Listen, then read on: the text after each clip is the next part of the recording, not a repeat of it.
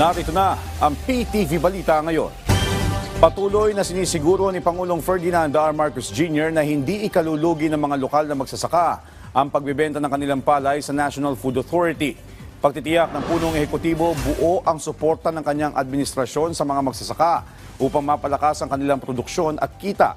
Dagdag pa niya, lumalakas na ang lokal na produksyon ng bansa habang bumababa ang gastos o ginagastos ng mga local farmer. Posible anya ito sa mga programa na ipinatutupad ng pamahalaan, gaya ng pagbibigay sa kanila ng karagdagang makinarya, pagsasanay at subsidiya. Mababatid ang dati nang itinaas ng Pangulo ang buying price ng NFA sa palay upang matulungan ang mga lokal na magsasaka, kasabay ng paghahatid ng mas abot kayang presyo ng bigas.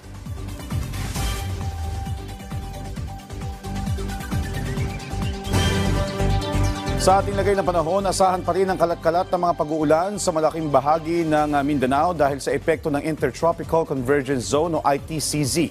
Sa report ng Pag-asa, partikular na makakaranas ng mga pag-ulan ang Davao Region, Soc-Sargen, Surigao del Sur, Zamboanga del Sur, Zamboanga Sibugay, Basilan, Sulu at Tawi-Tawi, habang maulap hanggang sa katamtamang pag-uulan naman ang mararanasan sa Aurora at Quezon.